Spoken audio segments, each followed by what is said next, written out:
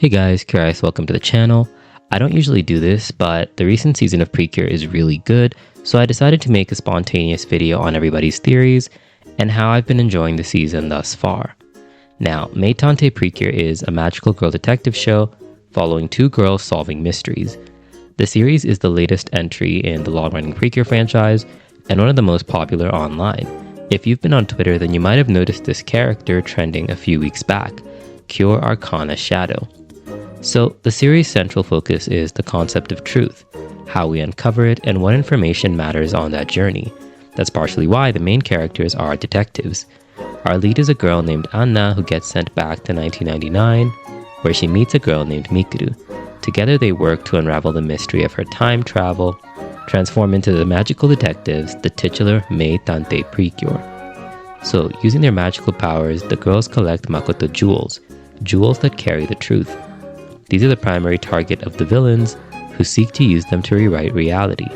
The concept of changing the truth opens up the story to multiple timelines, and this is the primary source of most of the theories.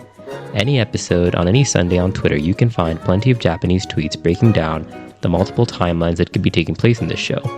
I really want to stress this, but it's an amazing time to be a Precure fan, so let's explore what exactly Meitantei Precure is doing so well.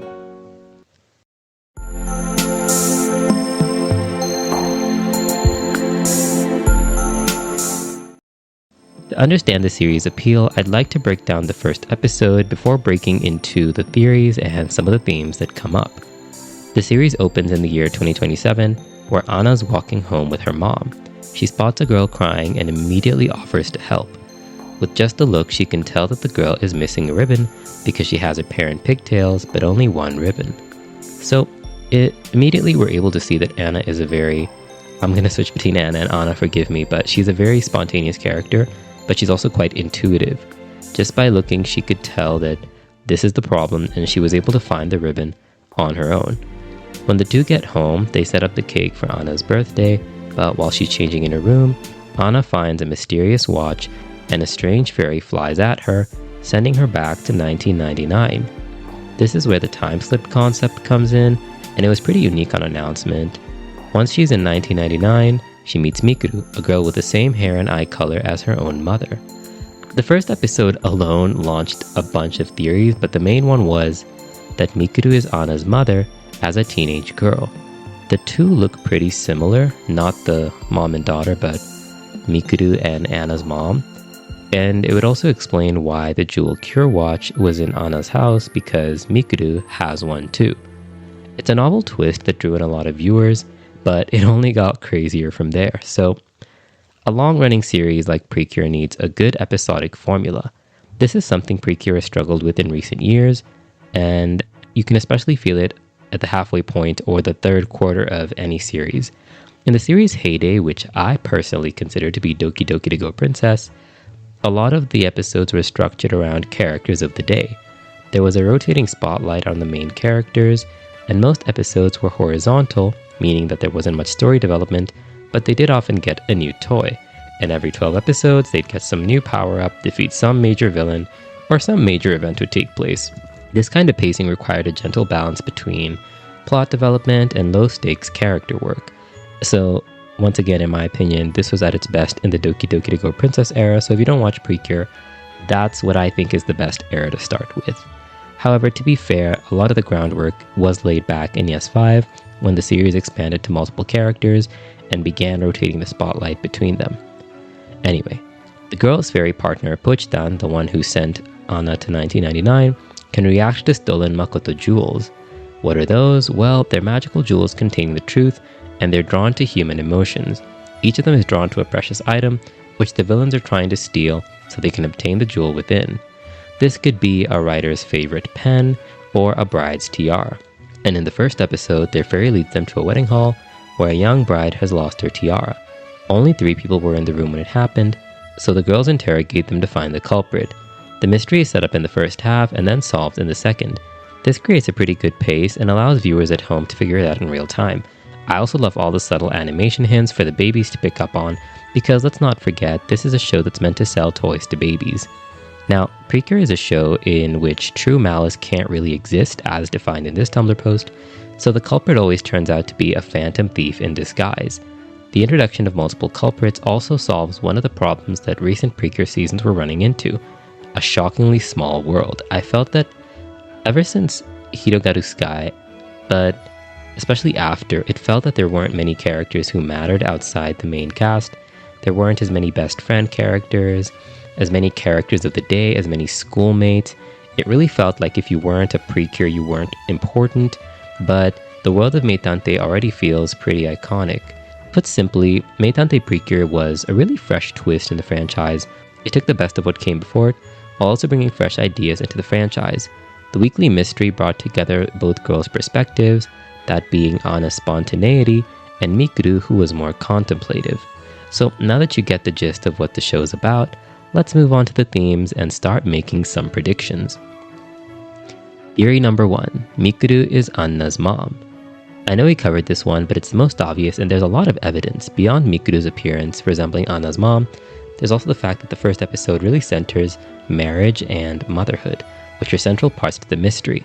So when the show started, a lot of people said, well, Anna would know her own mom's name, but if Mikuru got married, she probably took her husband's name, and maybe Mikuru's just a really common first name in 1999. There's also a 28-year gap between 1999 and 2027, which is when Anna turns 14. Considering Mikuru is 14 in 1999, this would mean that Anna's birth lies right between these two dates, with 14 years on either side. Symmetry is a major motif. I would love to get into it. There's not much I can say except for the fact that symmetry keeps popping up, visual symmetry especially, and I'm sure it's leading somewhere, just like the bird motifs. There's a million bird motifs in this. The swallows, just watch the episode of the swallows. Please watch the show because it will make a lot more sense. There's also the fact that in episode 1, the bride who they help got the tiara from her mom, and it just feels like a pointless detail. Episode 1 is when you kind of have to hook viewers in. I don't think they wrote that without intention. I think it was meant to plant the seed that the connection between mother and child, especially the passing down of a jewel, and the fact that Mikuru and Anna both use the same jewel Cure watch, it's not subtle. I think that Mikuru is Anna's mom. Theory number 2 is that the Phantom Thieves is that there are multiple timelines. So the evil villains are called the Phantom Thieves, and their goal is to envelop the world with lies. Since Anna is in the future, it kind of seems like they didn't succeed, because we saw what 2027 looked like and it was pretty fine. Well, what if it didn't actually matter? Throughout the show, numerous characters allude to a tragic incident in July 1999, when the King of Terror descended upon the world, but Anna's from 2027 and the world seemed fine. Well, what if the Makoto jewels don't just contain the truth, but also can recreate it? In episode 13, we discovered that there used to be one big jewel which contained truth, but when the villains found it, the Precure split the jewel into multiple pieces. But I don't think that's all that happened. I think that they also split the timeline. This also answers a few issues with the Mikuru is Anna's mom theory. Why wouldn't Mikuru remember her own childhood which she spent with her daughter? In the future, when Anna disappears, her mom seems surprised that she's gone. But remember, if this already happened, if she already knows that back in 1999 she met this girl who looked just like her daughter, wouldn't she remember? Well, what if those are two separate timelines? I believe that Pochitan is the cause of this because they are specifically described as the space-time fairy. They could have just said time fairy, but time-space fairy, space-time fairy. It feels like they want us to think of multiple timelines. Also, multiple timelines are kind of pretty popular in the zeitgeist. I don't know if that's true in Japan as well, but it wouldn't be all that shocking. So I do think that there are multiple timelines happening, and in the end they will have to choose one or something like that. But I think it's time we talk about what most of you probably clicked on this video for. As soon as the poster for this series dropped, one girl stood out from the rest, a sullen girl with blonde hair and a fully dark outfit. Precure doesn't usually have evil cures, especially not on the same team, and black is a pretty rare color within the franchise, so we all waited with bated breath to learn more about this character. At first, she didn't do much. She sat in the background in the villain's lair eating ice cream. But about 2 weeks ago, she made her debut as Cure Arcana Shadow. It was a legendary museum heist episode that really called back to a more nostalgic series. I got Phantom Thief vibes, as well as the episode with the silence card from Cardcaptor Sakura. It was genuinely one of the biggest times to be a Precure fan. It seemed like everyone knew who this character was. So anyway, the premise is that there's a fancy jewel on display at a museum, and Cure Arcana announces that she's gonna steal it. You know, she leaves a calling card, very, very Phantom-like. The series' early mysteries are solved by combining perspectives. Put simply, Anna's spontaneity and Mikuru's contemplation, but there's also a pattern of aligning two different points of view by working together. So the girl's philosophy is basically that if you are able to combine their two points of view, you can find the truth.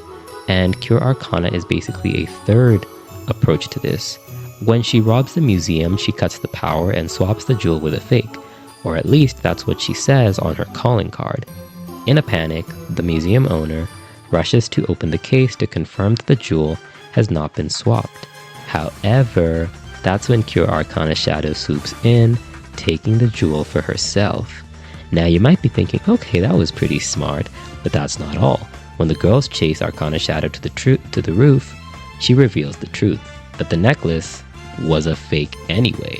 The whole museum was full of replicas. Not one of the exhibits they were fighting to protect was real, and yet the fake jewel drew in such strong emotion that it attracted a Makoto jewel. Even if the item wasn't real, the feelings surrounding it were. And this is in line with her perspective. In a previous episode, Arcana Shadow was targeting a magical bracelet that a woman used to find love. Even though the bracelet was fake, the feelings attached to it were quite real, which kind of calls into question how we decide what is real and how we can get worked up about things which aren't even true.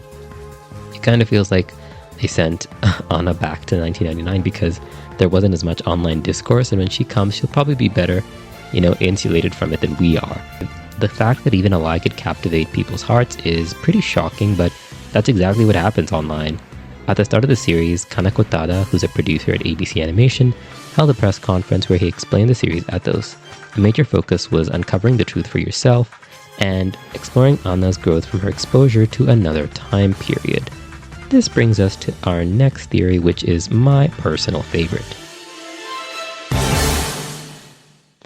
When I was rewatching the series for this video, I couldn't help but notice something about the villains.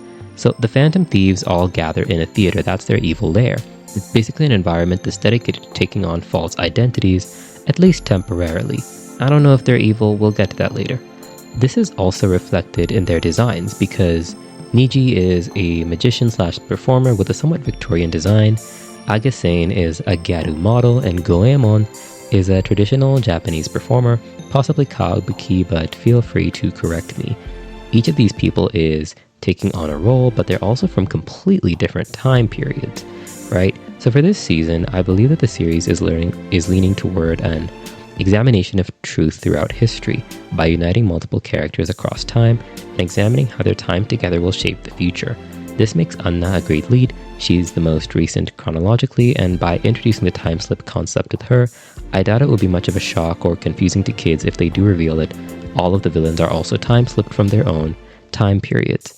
It's also possible that they're trying to get back to their own time because in episode 13, when their boss tries to take a Makoto Jewel, the source of truth or whatever, they try to stop him, and I think that it's because they're all working together secretly to put the jewel back together and send everyone back to their own time. Let me know what you think of that one, because we're about to get right into the viewer theories. Well, not viewer, just people who responded to my tweet on that hell site. So theory number 1 is that Mikuru saved herself as a child. We know that Anna got her transformation watch in her room, and if Mikuru was her mom, then it would make sense that it was just lying around. But where did Mikuru get it when she was a child? Well, Mikuru said that her grandma gave it to her and that as a child, a Star Detective, saved her life. This theory posits that the Star Detectives that saved Mikuru as a child were Mikuru and Anna themselves. This would get pretty trippy. I mean, there could be a paradox to the whole situation. And honestly, when I read this, the first thing I thought was, wait, what if the grandmother who gave Mikuru her pendant was Mikuru herself? I mean, they do look pretty similar in the OP, but I think that's me reaching. I don't know if they'd actually go through with it. But it's a very exciting premise. Who was the Star Detective who saved her? And is Mikuru's grandmother important to the plot? It would be pretty funny for all 3 generations, or at least 3 generations of the same family, to all be Precure. Theory number 2 is Cure Eclair was split into 4 different people.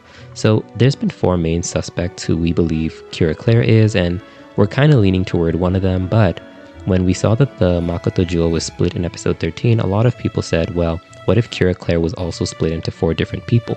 That's why there's 4 main suspects. You know, it could be any of them, but what if they're all what if they're all the same person? Wouldn't that be crazy?